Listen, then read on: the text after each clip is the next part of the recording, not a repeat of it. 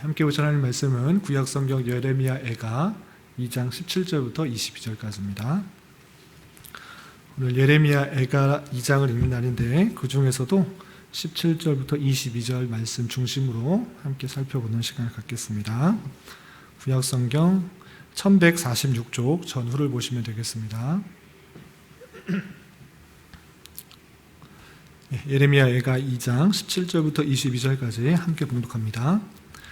여호와께서 이미 정하신 일을 행하시고 옛날에 명령하신 말씀을 다 이루셨으며 긍휼히 여기지 아니하시고 무너뜨리사 원수가 너로 말미암아 즐거워하게 하며 내 대적자들로 뿔로 높이 들리게 하셨도다.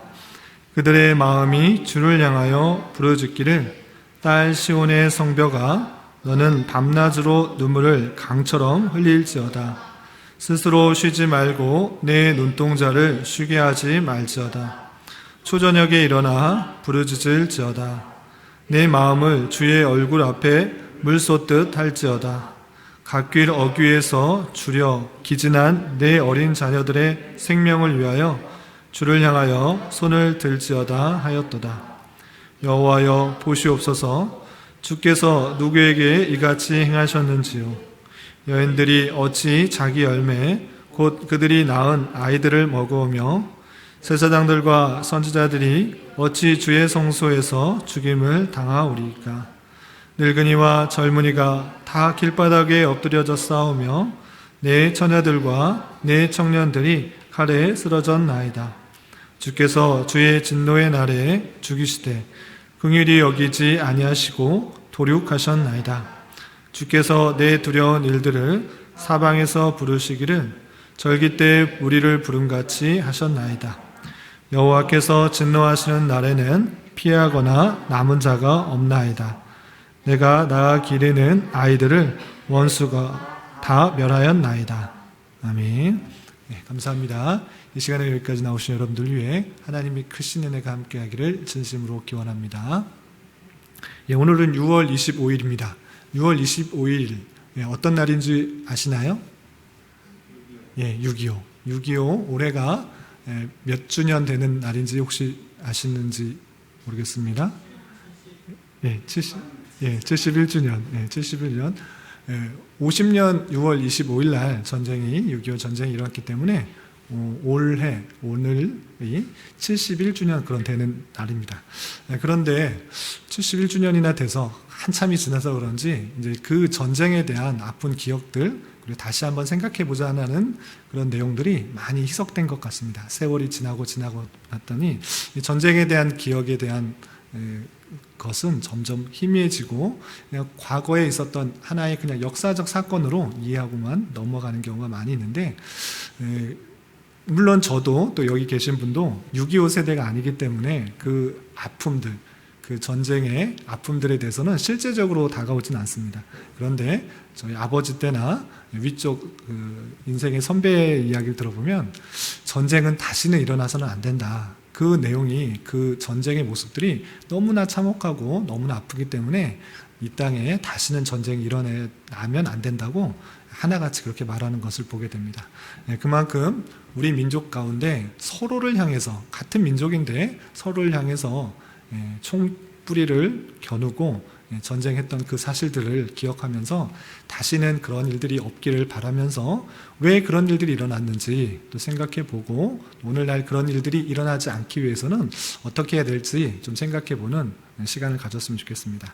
그래서 오늘 말씀에게 본문을 근거해서 전쟁이 다시 일어나지 않게 하기 위해서는 또 어떤 일들을 해야 되는지 그것을 통해서 우리가 무엇을 또 준비해야 될 수 있는지 또 말씀을 통해서 비추어서 함께 생각해 보도록 하겠습니다. 우선 예레미야 애가가 오늘 읽게 되는 그런 본문인데 예레미야 애가에 대해서 혹시 들어본 적 있으신가요? 읽어보신 적이 혹시 있으신가요? 시온이쇼 한번 예레미야 애가가 어떤 책인지 들어봤어요? 잘 설교도 되지 않고 그냥 많지도 않게 성경에 두껍지도 않고 5장으로 되어 있기 때문에 설교도 되지도 않고 그냥 쭉 읽다가도 넘어가는 경우가 많이 있습니다. 예레미야 애가가 어떤 내용인지 잠시 설명해 드리고 계회에 대해서 잠시 설명해 드리고 오늘 본문의 내용들을 좀 살펴보도록 하겠습니다. 우선 예레미야 애가는 예레미야가 지은 슬픈 노래라는 뜻입니다. 애자가 슬프다는 뜻이고 가자는 노래라는 뜻입니다. 또는 슬픈 노래, 또는 슬픈 시다라고 이해하시면 되겠습니다. 그래서 기록한 사람은 예레미야이고 이 책이 기록된 역사적 배경을 보면 예루살렘이 멸망하고 나서 그 슬픔들, 그 아픔들 마치 우리 6.25 전쟁 때 그 번영하였던 모든 도시들이 폐허가 되어버린 그 모습들을 보면서 안타까웠던 것과 마찬가지로 예루살렘이 멸망하였을 때 그 아픔과 슬픔들, 그 느낌들을 애잔한 마음으로, 비통한 마음으로, 슬픈 마음으로 쓴 내용이 예레미야 애가다 이렇게 이해하시면 되겠습니다. 그래서 이 글을 기록한 목적이 무엇인가 라고 했을 때는 예루살렘이 멸망당한 것을 통해서 죄에 대한 하나님의 진노가 얼마나 큰지를 알려주는 것입니다. 이 비참하게 무너져버린 예루살렘, 그 아름다웠던 성전도 무너지고 그 요새와 같은 그 예루살렘 성도 무너진 그 모습들이 하나님께서 죄에 대해서 얼마나 싫어하시고 심판하실 때 얼마나 안타까운 모습으로 있는지를 잘 보여주고 있는 것입니다. 그래서 죄악에 대한 뼈저린 자성과 회개를 강조한 것입니다. 이렇게 죄를 지으면 하나님께서 진노하신다라는 것들을 보여주면서 하나님께서 죄를 얼마나 싫어하시는지를 예레미야의 애가를 통해서 우리는 깨닫게 되는 것입니다. 그리고 이 특징이 있습니다. 예레미야 애가의 특징이 있는데 이것은 앞서 말씀드린 것 같이 슬픈 노래, 슬픈 시입니다. 그래서 한글 성경에는 잘 드러나 있지 않은데 이 시가 마치 여러분들 삼행시, 사행시 이런 것 아시죠? 삼행시는 그 앞자를 따서 이렇게 시를 짓는 것인데 마찬가지로 이 예레미야 애가도 앞글자를 따서 이렇게 만든 시입니다. 그러면 앞글자 어떤 앞글자를 땄을까라고 했을 때 히브리어 알파벳 숫자가 알파벳이 있는데 총 22자입니다. 우리는 기역, 니은, 디귿, 리을, 미음 이렇게 시작되는데 히브리어는 알렙, 베트, 김멜, 달렛 이런 식으로 쭉 지나가게 됩니다. 그 순서에 맞춰서 이 시가 쓰여진 것을 볼 수 있습니다. 그래서 이 예레미야 애가는 1장, 2장, 3장, 4장 모두 다 5장까지 있는데 1, 2, 3, 4장 이 4장은 이 알파벳 순서에 따라서 이 시가 지어진 것입니다. 그런데 우리나라 번역 성경으로는 한글 성경으로는 그것이 잘 드러나 있지 않은데 히브리어 원어를 보면 알파벳 순서에 따라서 시가 쓰여져 있겠다 이렇게 이해하시면 됩니다. 그래서 1장도 22절, 2장도 22절, 3장은 66절, 4장은 22절, 5장도 22절 이렇게 되어 있는데 22의 배수로 되어 있는 이유가 무엇이냐면 히브리어 자음이 총 22개이기 때문입니다. 그렇게 시처럼 앞글자를 따라서 22행시 이런 식으로 되어 있다라고 이해하시면 더 이 책을 성경을 이해하는데 예레미야 애가를 이해하는데 더 쉽게 생각할 수 있습니다. 그리고 앞에 문맥을 또 보면 오늘 2장인데 그래서 1장, 2장, 3장, 4장, 5장 되어 있는데 논리적으로 이렇게 이어진 책은 아닙니다. 다른 성경에 보면 서론, 본론, 결론 이런 식으로 지나가게 되는데 그렇게 되어 있는 책은 아닙니다. 그래서 한 장씩 시를 읊은 거기 때문에 1장과 2장과 2장과 3장에 논리적인 연결은 없습니다. 똑같이 예루살렘이 멸망한 것, 예루살렘 성이 무너진 것, 죄로 말미암아 폐허가 된 그 예루살렘에 대한 한탄과 또 아쉬움과 또 회개가 담겨있는 그런 내용인 것입니다. 그래서 각각의 내용의 연관성을 하기보다는 각 장에서 말씀하고 있는 탄식의 내용이 무엇인지를 살피는 것이 중요합니다. 그래서 2장 안에서 1절부터 16절까지는 어떤 내용이 있는가라고 했을 때 하나님께서 예루살렘을 심판하셨다. 심판하신 것이 누구인가? 라고 했을 때 바벨론이 와서 심판을 일으켰지만 이 선민 이스라엘 백성들이 생각할 때 바벨론이 전쟁을 일으켜서 예루살렘이 멸망했다 이렇게만 생각하는 것이 아니라 주께서 이 전쟁을 일으켜서 예루살렘이 멸망하게 하셨다라고 고백하는 내용을 볼 수 있습니다. 잠깐만 보면요. 2장 1절에서 보면 슬프다 주께서 라고 되어 있고요. 주께서 2절에서도 주께서 5절에서도 주께서 6절에서도 주께서 7절에서도 여호와께서 8절에서도 여호와께서 모든 것을 행하신 주체를 누구로 설명하고 있느냐? 누구로 고백하고 있느냐? 다름 아니라 주께서 바벨론에 의해서 공격이 당해서 예루살렘이 멸망당했지만 그것은 주께서 행하신 일이다. 심판하신 주체가 주님이시다. 이렇게 고백하고 있는 것입니다. 그리고 15절부터 16절까지는 그 유다의 패망한 모습으로 인해서 주변 사람들, 이웃 나라들이 모두 다 비웃고 또 박수치며 조롱하는 그런 모습들을 표현하고 있습니다. 15절 16절에서 보면 모든 지나가는 자들이 다 너를 향하여 박수치며 딸 예루살렘을 향하여 비웃고 머리를 흔들며 말하기를 온전한 영광이라 모든 사람들의 기쁨이라 일컫던 성이 아니냐 하며 내 모든 원수들은 너를 향하여 그들의 입을 벌리고 비웃고 이를 갈며 말하기를 우리가 그를 삼켰도다. 우리가 바라던 날이 과연 이 날이다. 우리가 얻기도 하고 보기도 하였다라고 하면서 주변 나라들이 비웃는 모습을 볼 수 있습니다. 예루살렘이 완전히 멸망하였는데 그 멸망은 누가 일으켰느냐라고 했을 때 바벨론으로 그냥 단순하게 설명하는 것이 아니라 주께서 이 예루살렘을 심판하셨다라고 이렇게 표현하고 있고 그 멸망당한 모습들이 너무나 심하기 때문에 주변의 나라들이 비웃고 조롱하고 이 잘됐다라고 손뼉치는 그런 모습들 가운데 있는 것을 보게 됩니다. 그렇게 전문맥이 있고 그리고 17절부터 22절까지는 이 비참한 상황 가운데 예루살렘이 무너지고 또 이웃나라가 비웃고 조롱하는 이 비참한 상황 가운데 예레미야와 그 백성들이 하나님께 간구하는 내용이 나옵니다. 유다 민족을 위해서 어떤 것을 어떻게 간구하고 있는지 내용을 좀 살펴보도록 하겠습니다. 우선 17절을 한번 읽어보겠습니다. 시작. 여호와께서 이미 정하신 일을 행하시고 옛날에 명령하신 말씀을 다 이루셨으며 긍휼히 여기지 아니하시고 무너뜨리사 원수가 너로 말미암아 즐거워하게 하며 내 대적자들의 뿔로 높이 들리게 하셨도다. 아멘. 17절에 그 앞절의 표현에 보면 신기한 표현이 있습니다. 독특한 표현, 주목할 만한 표현이 있습니다. 어떤 표현입니까? 여호와께서 이미 정하신 일을 행하시고 옛날에 명령하신 말씀을 다 이루셨다 이렇게 표현하고 있습니다. 이 예루살렘의 멸망, 그것은 우연히 일어난 것이 아니라 어쩌다 보니 일어난 것이 아니라 이미 정하신 일이었고 그것을 행하셨다. 그 명령하셨던 그 모든 말씀, 바벨론을 통해서 명령하셨던 그 모든 말씀, 그것이 이루어진 것이다 라고 고백하고 있는 것입니다. 그러니까 전쟁이 일어나고 한 나라가 멸망하는 것, 그것조차 우연히 일어나는 것이 아니라 역사를 주관하시고 운행하시는 하나님의 놀라운 작정하심과 뜻, 그 말씀, 그 명령대로 이루어지고 있다라고 고백하고 있는 것을 볼 수 있습니다. 이것을 통해 오늘날도 마찬가지로 이 세상 모든 만물을 주관하시는 분이 누구시냐, 그리고 어떻게 이끌어 가시는가라고 했을 때는 하나님께서 이 세상 모든 만물을 그의 뜻과 계획과 작정대로 명령하신 대로 이루어 나가시는 그런 분이시다라고 생각할 수 있어야 되는 것입니다. 모든 것에 하나님의 뜻과 계획과 작정이 있다라고 생각하는 것이 하나님의 백성의 마땅한 자세입니다. 나에게 왜 이런 일이 생겼는가? 왜 우리나라에 이런 일이 생겼는가? 우연히 하다 보니 됐다라고 생각하는 것은 일반 사람들의 모습이고 하나님의 백성은 어떻게 생각해야 되는가? 왜 이러한 일이 일어났는가?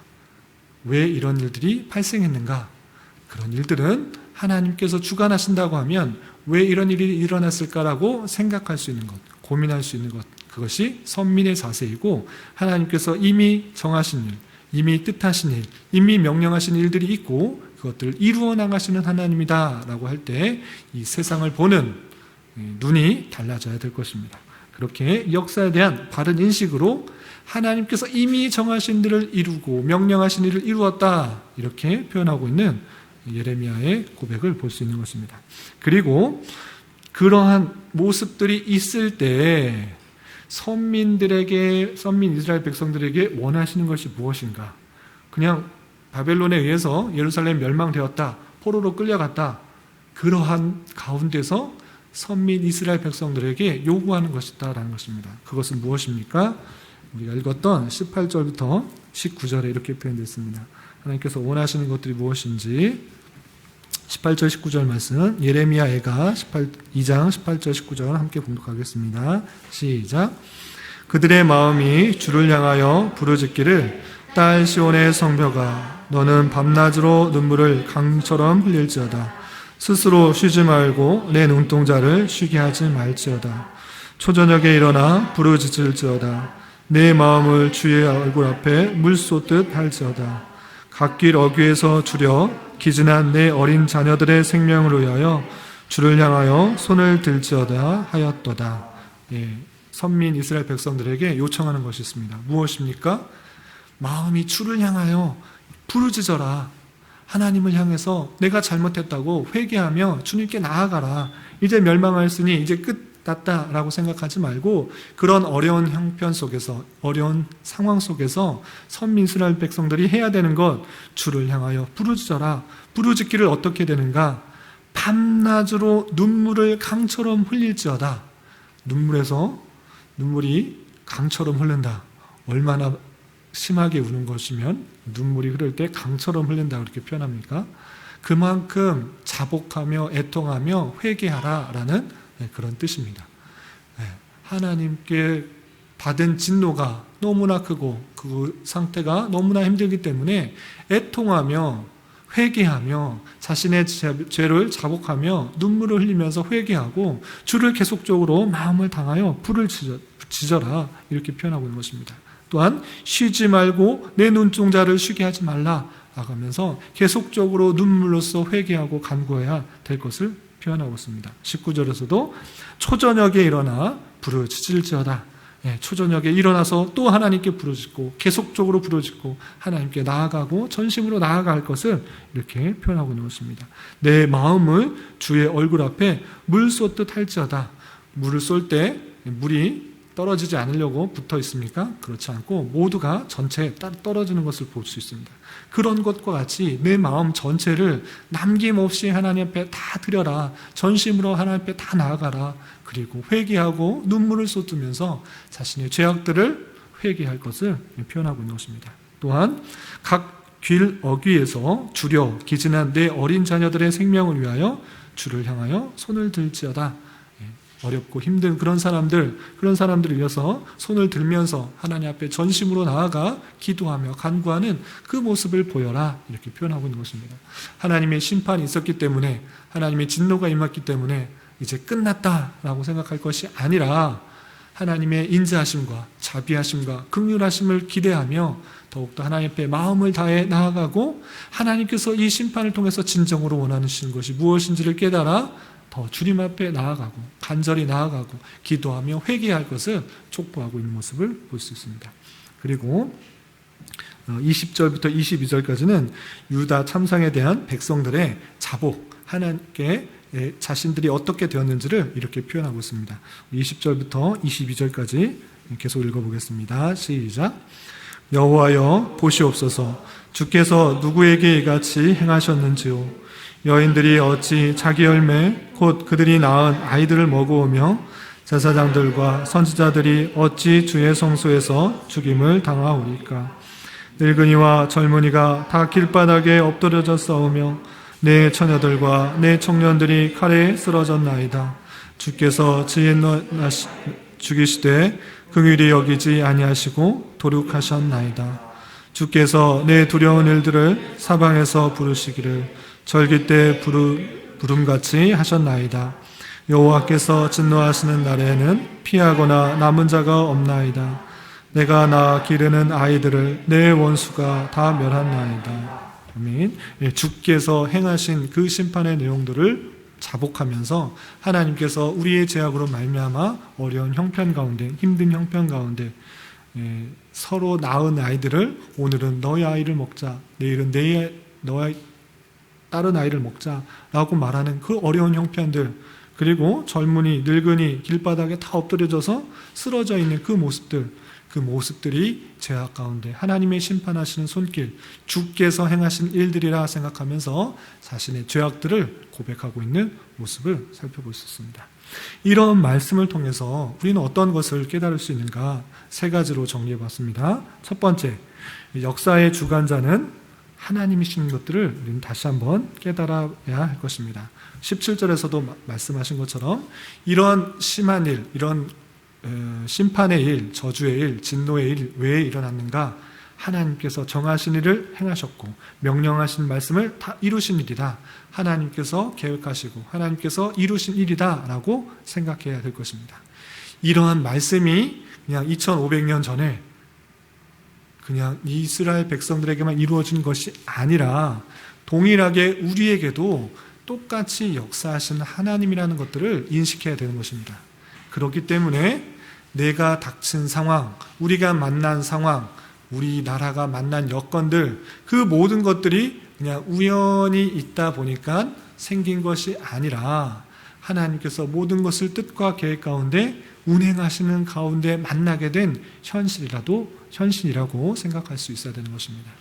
여러분들이 만난 상황, 고난과 역경의 상황일지라도 그것은 우연히 찾아왔다라고 생각하는 것이 아니라 하나님께서 이 상황을 통해서 내가 깨달아야 될 것이 있다라는 사실들을 알고 살아가야 되는 것입니다.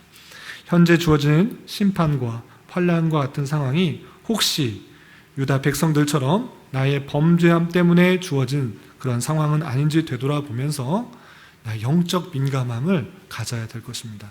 하나님께서는 죄악을 싫어하시기 때문에 악을 행했을 때, 선민이 잘못을 행했을 때 참고 기다리시고 회개하기를 바라시지만 끝내 회개하지 않을 때는 다양한 회초리로, 채찍으로, 방편으로 훈계하시고 훈련하시는 형편들이 있다라는 사실들을 인식해야 되는 것입니다.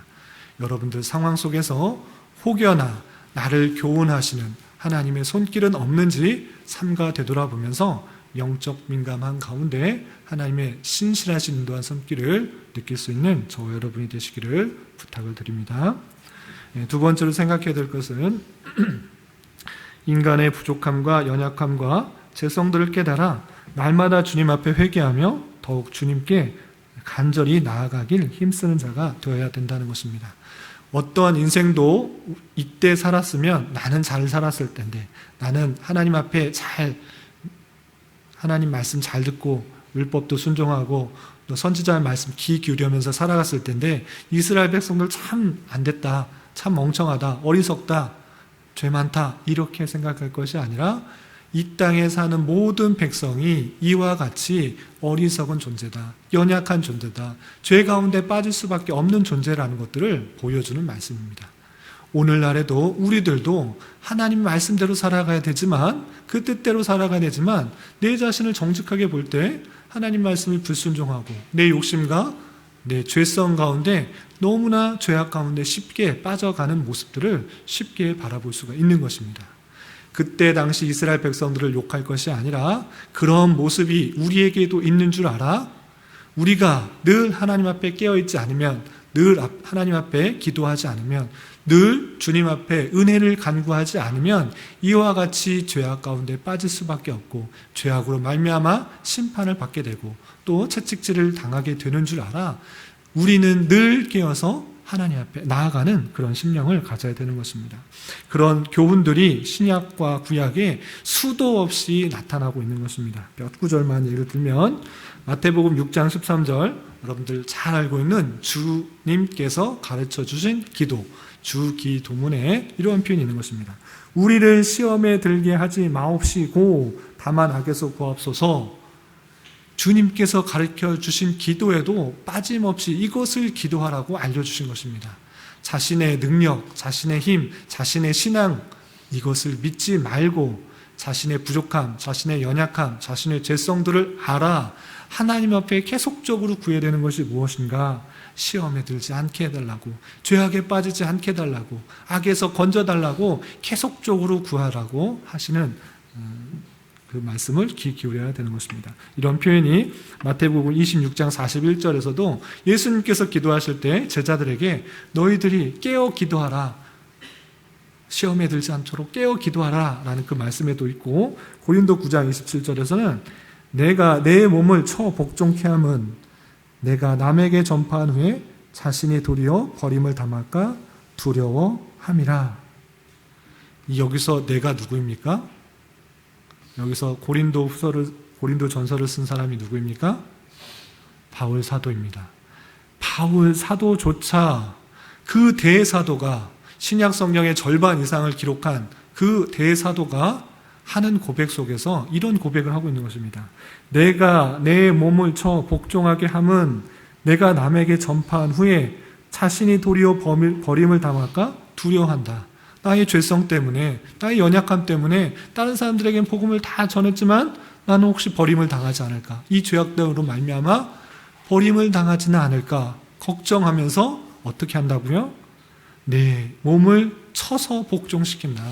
내 욕구, 내 잘못, 내 죄성들, 그것을 쳐서 복종시켜서 그 죄를 짓지 않도록 열심종에 나아가고 있는 바울 사도의 모습을 볼 수 있는 것입니다. 또 히브리서 12장 4절에는 이런 표현도 있습니다. 옆에 교환에 있으니까 우리 같이 한번 읽어보겠습니다. 시작. 너희가 죄와 싸우되 아직 피 흘리기까지는 대항하지 아니하고, 죄하고 싸운다고 말은 합니다. 죄를 짓지 않도록 열심히 나아간다고 말은 합니다. 그런데 어디까지 나아가지 않고 있다라고 지적하고 있습니까? 피 흘리기까지는 대항하지 않고 있다. 적당히 죄와 어울리면서 지내고 있는 것입니다. 죄를 미워하고 싸운다 말을 하고 있지만 정말 피 흘리면서까지 그것을 막으려고 하는 그런 모습은 없다. 그렇게 행해야 된다. 여전히 부패성과 죄성이 우리 안에 있기 때문에 그런 것들을 인식하고 하나님 앞에 기도하며 간구하며 또 날마다 힘써 싸우고 피 흘리기까지 죄를 짓지 않도록 노력하는 모습을 간구해야 된다. 그것이 하나님께서 원하시는 모습이고 하나님께서 바라시는 성도의 마땅한 모습이다. 이렇게 간구하고 있는 것입니다. 그렇기 때문에 우리는 스스로의 힘을 믿지 말고 인간의 부족함, 연약함, 죄성들을 깨달아 날마다 주님 앞에 회개하고 또 주님 앞에 더욱더 간절히 나아가며 또 하나님의 힘으로, 하나님의 능력으로 피 흘리기까지 내 몸을 쳐서, 내 죄성을 쳐서 주님의 뜻에 복종하기를 힘쓰는 자가 되어야 될 것입니다. 그리고 마지막으로 외적으로나 내적으로나 전쟁에 대비하지 않으면 대적에게 쉽게 패배하고 쓰러질 수밖에 없음을 깨달아야 됩니다. 우리가 오늘 6.25라고 했습니다. 6.25가 왜 일어났는가? 전쟁이 일어날 수 알았다고 하면, 전쟁에 대해서 대비했다고 하면 전쟁이 일어났을까요? 일어나지 않았을 것입니다. 다 눈을 지켜뜨고 전쟁에 대비하고 있었다 그러면 북한이 쳐들어왔어도 금방 막아낼 수가 있었을 것입니다. 그런데 전혀 대비를 하지 않고 있었기 때문에 3일 만에 부산까지 전선이 밀리는 그런 형국까지 일어나게 된 것을 볼 수 있습니다. 또 하나, 이렇게 전쟁에 확실하게 밀리게 된 이유, 그리고 다시 수복하여서 다시 북진을 할 수 있었던, 전선이 북진을 할 수 있었던 이유는 무엇이었는가? 배우셨겠지만 미국의 도움, 여러 연합군들의 도움으로 말미암아 우리가 힘을 내어서 갈 수가 있었습니다. 그런데 연합군들이 돕지 않았더라도, 미국과 다른 연합군들이 돕지 않았더라도 우리 남한이 북한보다 군사력이 훨씬 더 셌으면, 힘이 훨씬 셌으면 그 전쟁에서 연합군의 도움 없이 그 전쟁에서 쉽게 어떻게 할 수 있겠습니까? 승리할 수가 있을 것입니다. 그런데 북한보다 군사력도 군력도 나라의 힘이 너무 약했기 때문에 속절없이 3일 만에 부산까지 쭉 전선이 밀리는 그런 일들이 당한 것입니다. 그럴 때 우리나라의 힘이 있다고 하면, 또 그 전쟁에서 준비하고 있었다고 하면 그런 전쟁이 일어나지 않고 속절없이 패하는, 전선이 밀리는 일이 없을 수 있었던 것입니다. 그렇기 때문에 외적인 전쟁에서 승리하기 위해서는 늘 전쟁에 대비해야 될 것이고 또한 국력, 나라의 힘을 기르는 일이 필요합니다. 지금 북한이 우리나라를, 지금 남한을 쉽게 전쟁하지 못하는 이유가 북한보다 우리나라가 훨씬 더 어떻습니까? 훨씬 더 잘 살고 무기도 옛날 무기들은 많지만 우리나라는 최신식 무기도 있고 또 미국들이 도와줘서 쉽게 전쟁을 하지 못하는 것입니다. 마찬가지로 그 전쟁에 대비하는 국력을 기르는 일이 아주 중요한 것입니다. 그것이 전쟁을 막는 일입니다. 그렇다면 우리는 어떻게 우리 자리에서 국력을 기를 수 있습니까? 나라의 힘을 기를 수 있습니까? 모두가 총을 들고 칼을 들고 무기를 들고 군인이 되는 것이 아니라 여러분들의 맡겨진 자리에서 최선을 다하는 것, 열심을 다하는 것, 자리에서 법을 잘 지키고 그 일들에서 최선의 성과를 이루어내는 것, 그것이 나라의 힘을 기르는 것입니다. 학생으로서, 회사원으로서, 또는 주부로서 그 역할들을 잘 감당하게 되면, 최선의 일들을 잘 감당하게 되면 이 사회가 잘 지켜지게 되고 나라의 힘이 길러지는 것입니다. 그렇기 때문에 학생들로서 열심히 공부하는 것, 그것은 그냥 내 자신을 위한 것이 아니라 우리나라의 힘을 기르는 것이고 전쟁을 막을 수 있는 그런 길이다, 이렇게 생각해야 될 것입니다. 그래서 6.25 관련해서 이 말씀들을 잘 생각해야 될 것이고, 다시 그런 아픔들, 비극들이 없을 수 있도록 우리가 나라의 힘을 지키기 위해서 맡겨진 자리에서 열심히 다해야 될 것이고, 이것을 영적으로 적용하자면 우리의 싸움은 우리도 계속적인 영적 전투 가운데 있다라는 사실을 잊지 말아야 될 것입니다. 하나님 말씀에 우리의 싸움은 눈에 보이는 것에, 혈과 육에 대한 것이 아니다, 영적인 것이다 라고 말씀하고 있습니다. 우리에게 주어진 삶, 구원에 이르기까지 계속적인 영적인 전투 가운데 있다라는 사실들을 잊지 말아야 될 것입니다. 다양한 상권과 환경과 여건을 통해서 사단은 무엇을 하느냐? 우리를 무너뜨리고 하나님과의 관계를 끊으려고 하는 수많은 영적 전투가 있는 것입니다. 그 전쟁에서도 마찬가지로 승리하기 위해서는 어떻게 되는가? 영적인 무장, 그것을 늦추지 말아야 될 것입니다. 우리가 아무런 대비를 하고 있지 않으면 사단이 쉽게 넘어뜨리고 무너뜨리고 죄악 가운데 빠뜨릴 수 있습니다. 그런데 하나님의 말씀으로, 성령의 능력으로 구원의 투구를, 각각의 무기를 지니고 있으면 어떠한 사단의 공격도 능히 승리할 수가 있는 것입니다. 에베소서 6장 13절부터 17절의 말씀처럼 우리가 전신갑주를 취하고 있을 때 사단이 공격해오는 여러 가지 전쟁에서 능히 승리할 수 있다는 사실을 잊지 말고, 우리의 싸움은 혈과 육에 대한 것이 아니라 영적 전투 가운데 있다는 사실을 기억하면서 그 영적 전쟁에서도 잘 대비하여서 승리할 수가 있어야 될 것입니다. 이런 승리를 할 수 있는 저와 여러분, 우리 모두가 될 수 있기를 진심으로 기원합니다.